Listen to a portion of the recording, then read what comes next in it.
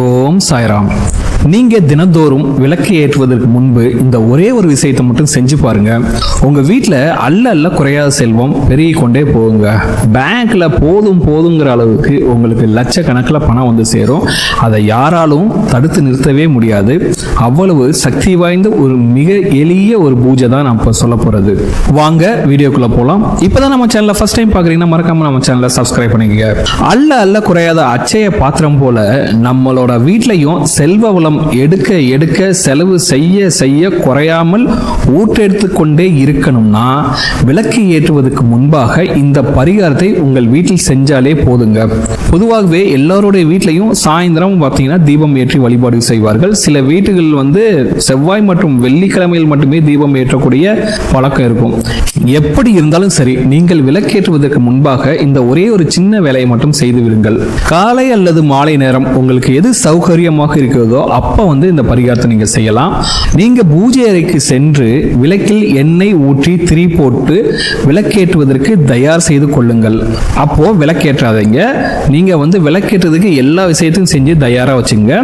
பின்பு ஒரு சிறிய கிண்ணத்தில் கொஞ்சமாக மஞ்சள் தூள் போட்டு அதில் பன்னீரை ஊற்றி நன்றாக குழைச்சு கொள்ளுங்க.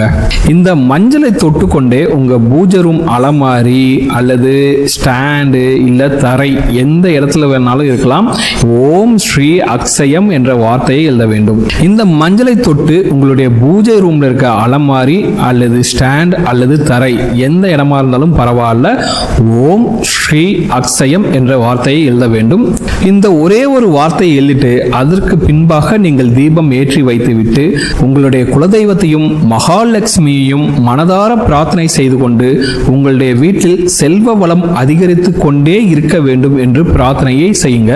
அடுத்த நாள் தீபம் ஏற்றுவதற்கு முன்பாக பழைய எழுத்தை ஒரு துணியால் நல்லா துடைத்து விட்டு மீண்டும் அந்த இடத்தில் புதியதாக ஓம் ஸ்ரீ அக்ஷயம் என்று எழுதிவிட்டு பின்பு தீபம் ஏற்ற வேண்டும்.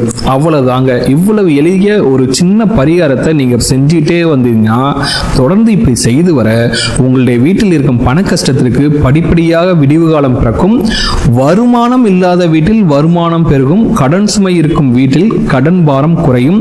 சுபகாரிய தடை இருக்கும் வீட்டில் சுப காரியங்கள் தொடர்ந்து நடக்கும். இப்படியாக எல்லா நல்லதும் பலமாக நடக்க இந்த ஒரு சின்ன பரிகாரமே போதும். பூஜை அறையில ஓம் ஸ்ரீ அக்ஷயம் என்று எழுதக்கூடிய எழுத்தை உங்கள் வீட்டில் உள்ள குழந்தைகளை வைத்து கூட எழுத சொல்லலாங்க. ஆண் குழந்தை பெண் குழந்தை யாராக இருந்தாலும் சரி, எழுத படிக்க தொடங்கிய குழந்தைகளாக இருந்தால் அவர்கள் கையில் இதை எழுதும் போது இந்த பரிகாரத்திற்கு சக்தி இரட்டிப்பு மடங்காக கிடைக்கும். கண்டிப்பா இந்த பரிகாரத்தை செஞ்சு பாருங்க.